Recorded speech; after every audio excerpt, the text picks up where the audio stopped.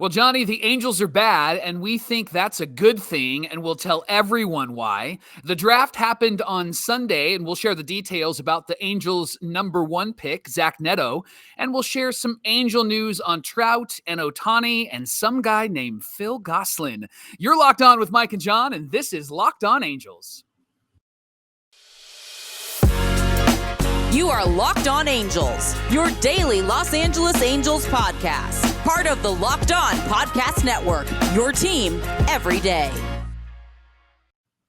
Well, thanks for making Locked On Angels your first listen of the day. We're free and available wherever you get your podcast. Audio listeners, please rate and review the pod. It helps other people to find it like you did. And video watchers, please subscribe and click the bell to be notified every time a new episode drops.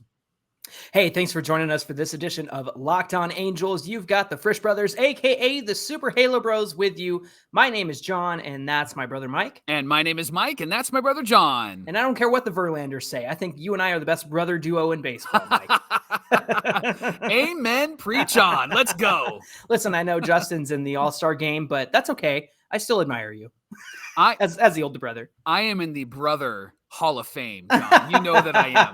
I'm your favorite brother. Just admit it on the pod right now. I can't confirm or deny. I can't hurt anybody's feelings here. They're not listening. Come on.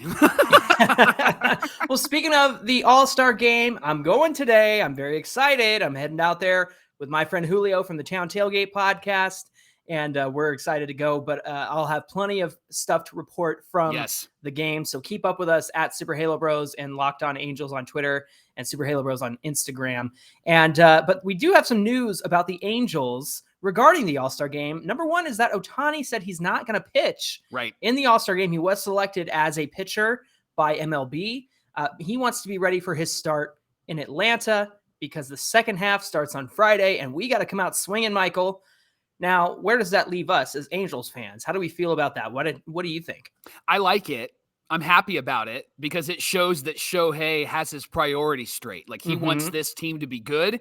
He's on a hot streak, and I think he wants to be fully rested. He is going to hit, and he's going to lead off, which is awesome. Right. But he wants to be fully rested for this start, and we got to be ready because it's the hot Atlanta Braves. These guys are really, really good, and they're really, really taking it to the teams that they're playing. And so I want Shohei to be fully rested. I want him to be fully ready. And I think that it's important for him to be fully focused on the season, even though we're 14 games under 500. I love that he is prioritizing the regular season and not the All-Star Game. How do you feel about it?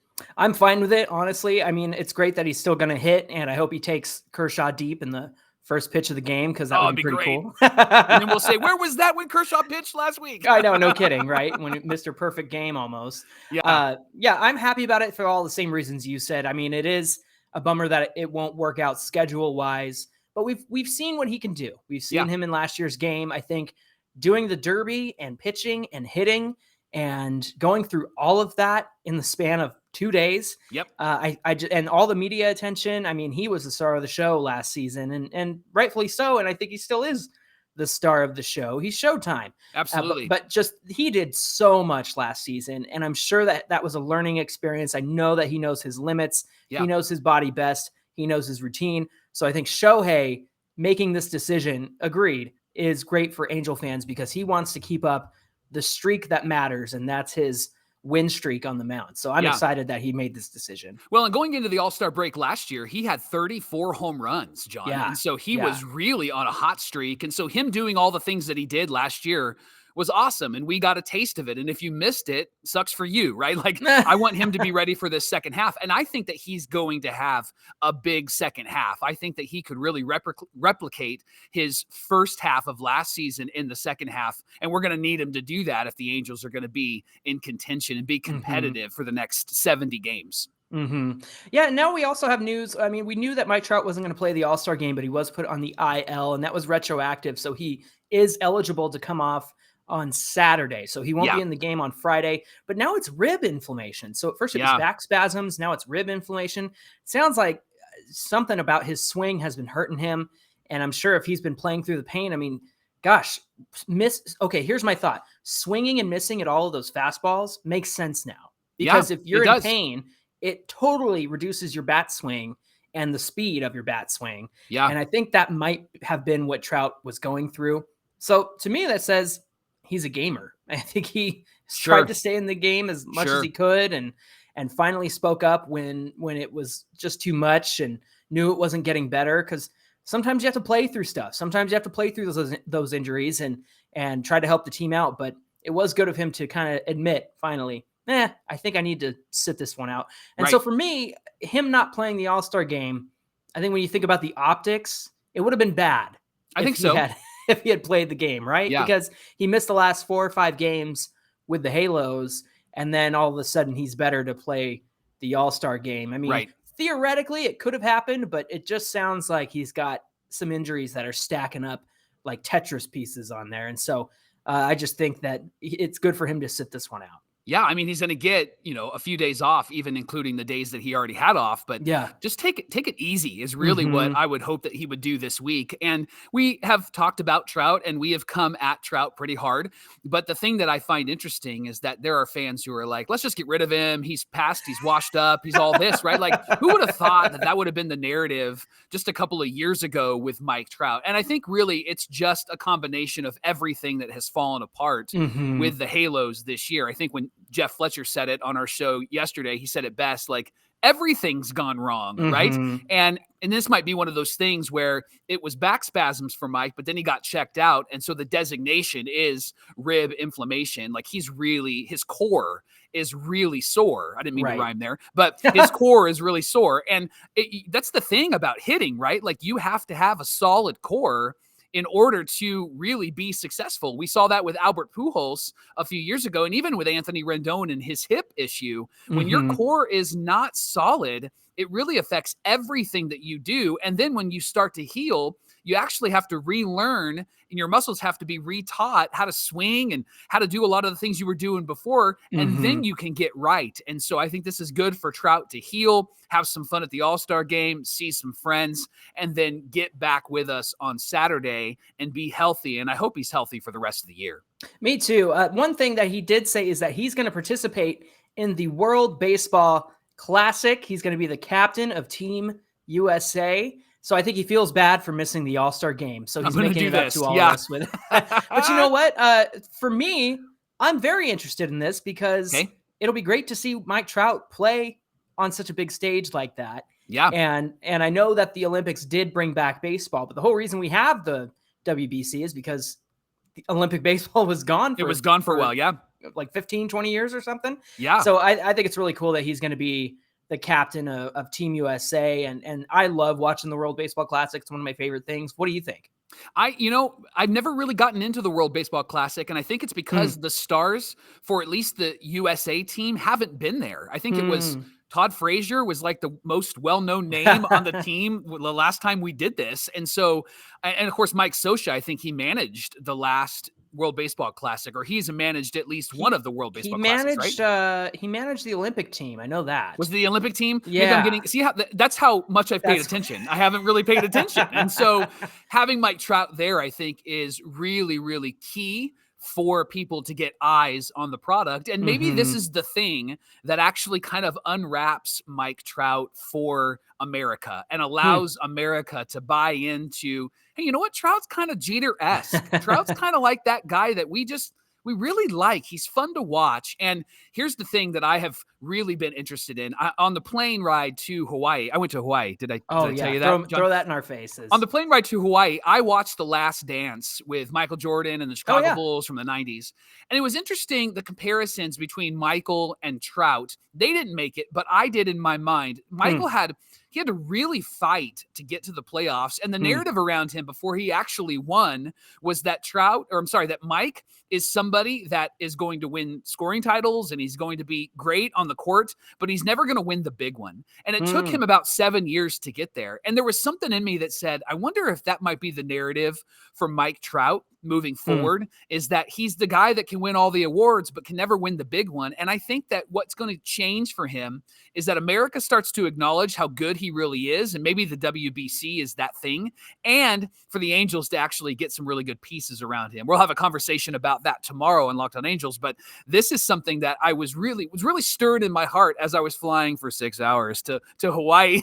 And so, but it was just part of the narrative. I wonder if this might be the grand showing for Trout as he hits 30 and he has another 10 years in baseball, right? And maybe he suddenly becomes kind of like the guy that everybody's like, oh, I know who that is. He's the Ken Griffey Jr. He's the Albert Pujols, right? Those are my hopeful thoughts. What do you think? Yeah, I just think, basketball in the sense that, you have 5 guys running that court. And if there was ever a group effort, a team effort in sports, man, it's baseball. And right. Just that we promised him this big contract, this big extension, and said that we were going to build around him. And the guy who promised that works for the Mets now. Right. And so we just have no consistency yeah. in this organization. Look, going back to WBC, I just think it's great to have baseball early because it's going to be in March, which will be a lot of fun. Yeah. So more baseball, please. I'll take it any day of the week.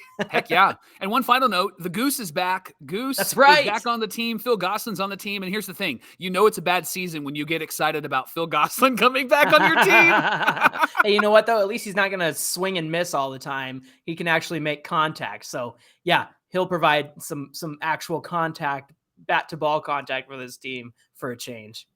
Well, speaking of players and really good players, coming up on Locked On Angels, we're going to talk about Zach Neto, who was selected by the Angels in the first round, and John and I will help you to get familiar with him. He seems like a really great guy and a really great player. Was really excited to put on the Angel uniform. But first, Locked On Angels is brought to you by our friends at BlueNile.com. Celebrate all of life's special moments, from creating the custom engagement ring of your dreams to gifting a classic and timeless jewelry piece, all at prices that you won't find at any traditional jeweler. Since 1999, our friends at BlueNile.com have helped millions of couples create their perfect engagement ring. Looking for fine jewelry, but having trouble choosing? That's always an issue, right? You're not sure which one you want. Blue Nile has jewelry experts on hand 24/7. They're available via phone. Does anybody use the phone anymore? Or chat, which is actually, I think, what everybody would want to jump into, to help you find a memorable gift at every budget. So if it's not perfect, no problem, 100% satisfaction guarantee. And happening right now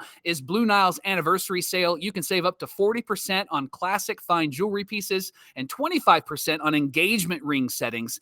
Plus, every order is insured, it ships free, and it arrives in a discreet package that won't give away what's inside. You can shop stress-free and find your forever piece. Go to BlueNile.com today. We want to say thank you for making Locked On Angels your first listen of the day. And NFL fans, have you ever wondered what NFL stars move the betting line the most? Well, our friends at Locked On NFL have the answers. The Locked On NFL podcast gives you the 50 most valuable players in the NFL from the odds makers at BetOnline. It's available now on the Locked On NFL podcast and on YouTube. Well, Johnny, the Angels are 14 games under 500 at the break. And here's the thing that really makes me sick to my stomach. Last year we were 45 and 44 at the All-Star break. Really? And here we are, 14 games, under 500, 39 wins. But I actually think, and you actually think, and we're going to convince the listeners to think our way, that this is actually a good thing. So let's give you 3 reasons. I'll take reason number 1. It means, being 14 games under 500, it means that we can't ignore how bad this team really is. No more toxic positivity. When we're around 500, there's always, well, maybe if we got a couple of pieces, well, there is that third wild card spot. Well, maybe if we go on a streak right now, you're going to have to really have high hopes and big beliefs that this team is going to do something in the second half, right? But I really think that it's time for this team, this leadership, this ownership to acknowledge the reality and deal with the reality instead of being eternally optimistic. Listen, I'm always optimistic. I'm always positive. But I think with this team, you have to admit, okay, there are some gaping issues. There are some big things that we have to face and we have to fix.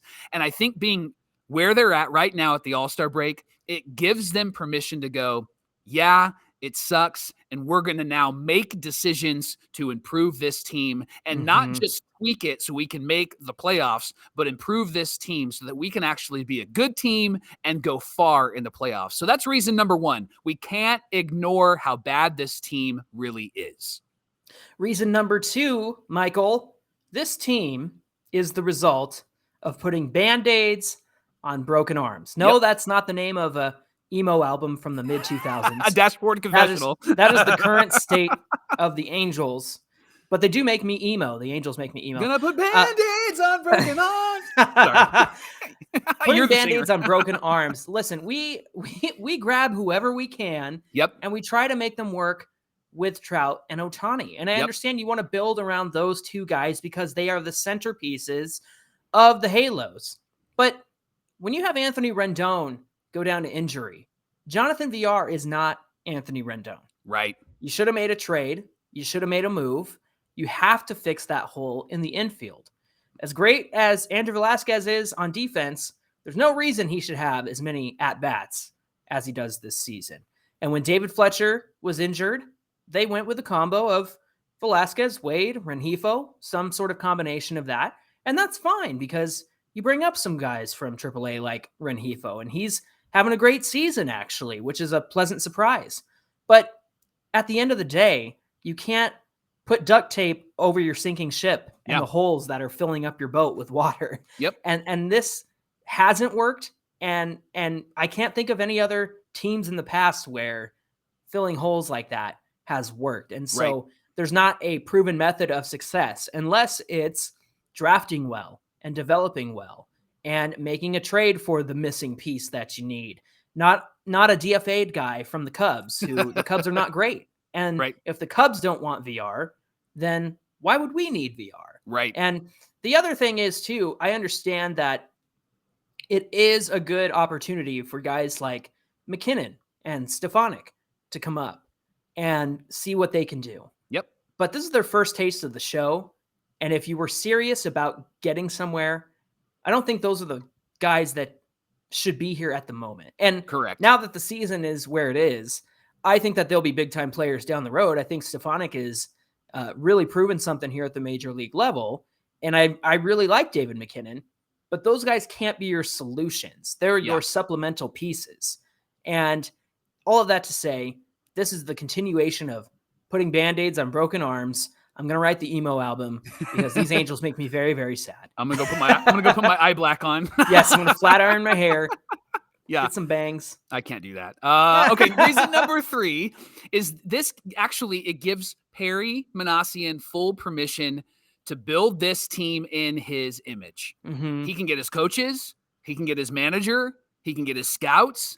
And he can get this team to a place where the narrative isn't, well, it was Billy Epler's team, or, well, Jerry DiPoto made that decision. Perry must do everything he can to do everything that this team needs to win and build this team in his image. No more excuses. And I know Perry's only been on the job now. This is his second year, but now no more excuses, Perry. No more excuses, Angels. This is your full opportunity. This is a clean slate for you. It's time to get what you need and stop putting Band-Aids on bullet holes.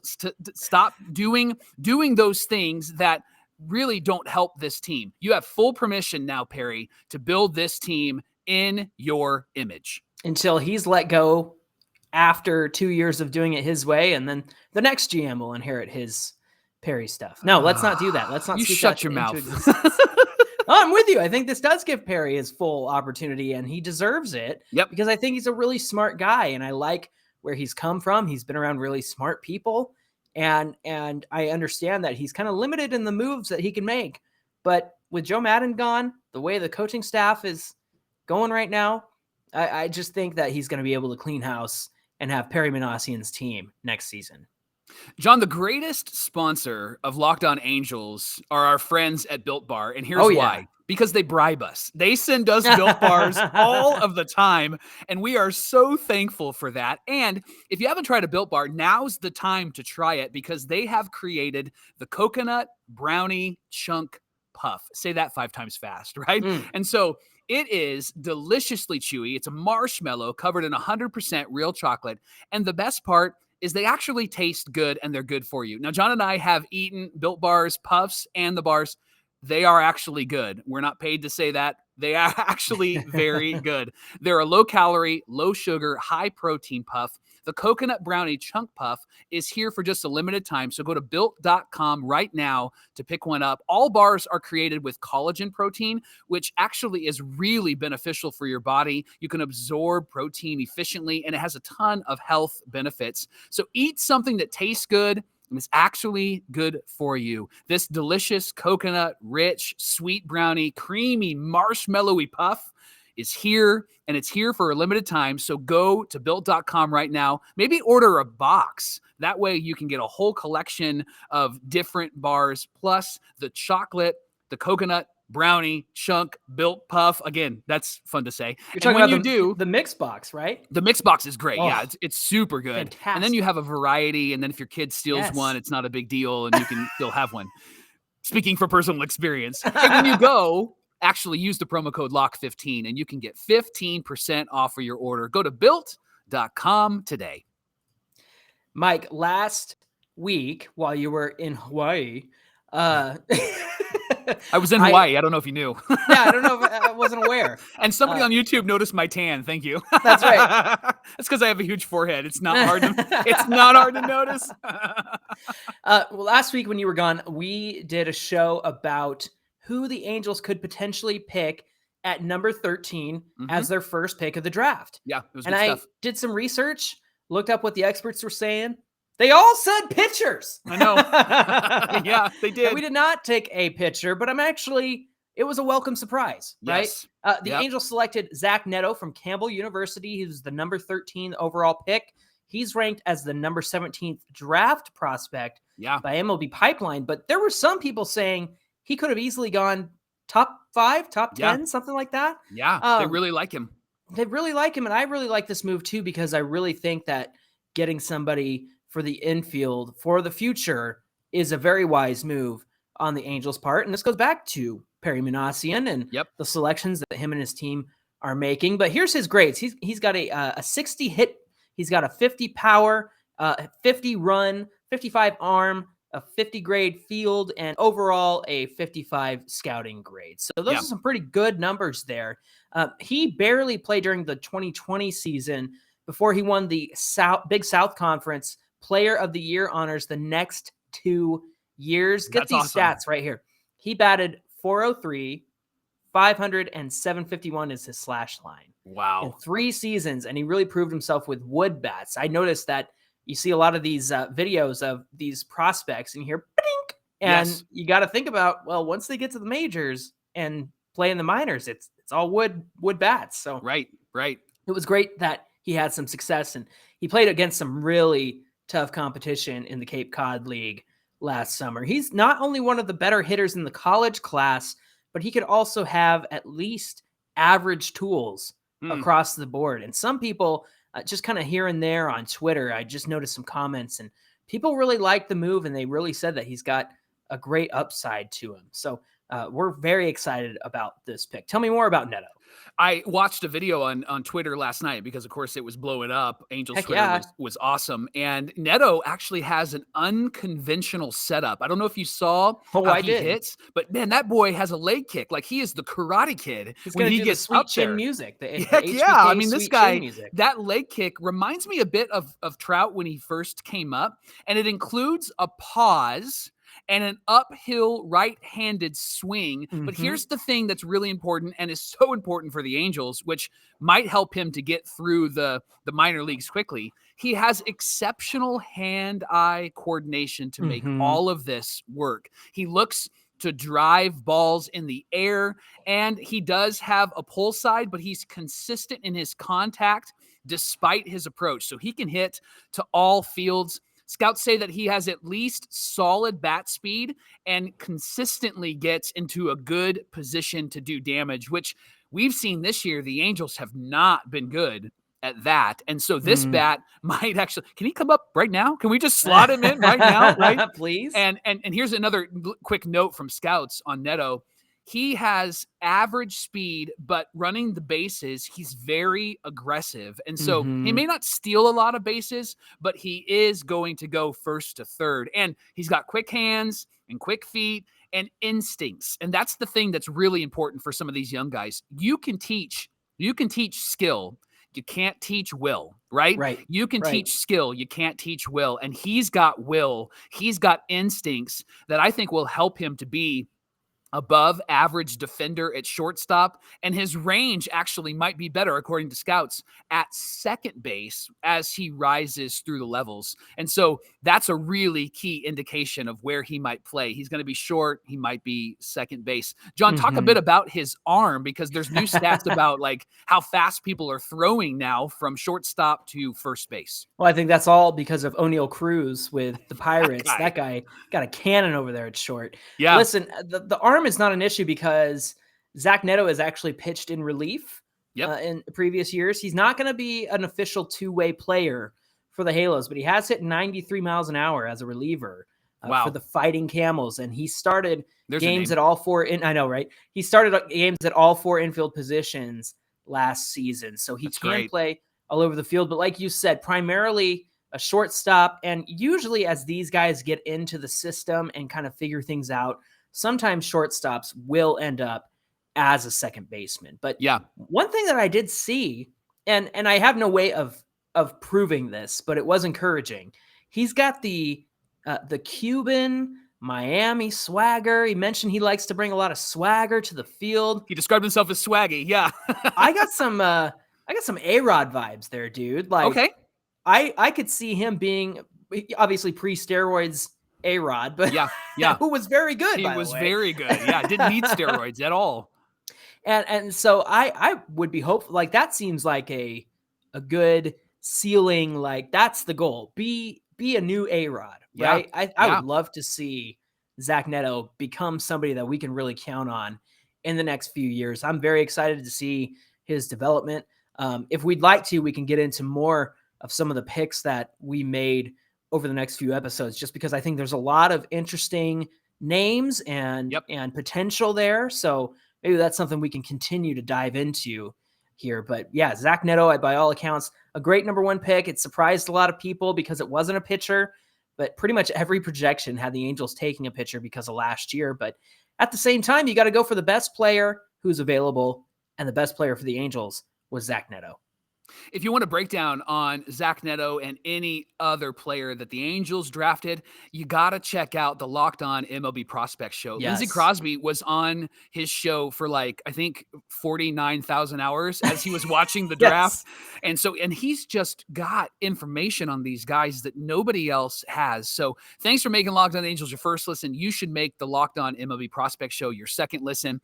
Lindsey Crosby is a prospect encyclopedia, and he is going to give you all the information that you need on your future favorite Angels. That's what I want to say. Future favorite Angels. And his podcast is free and available wherever you get your podcasts.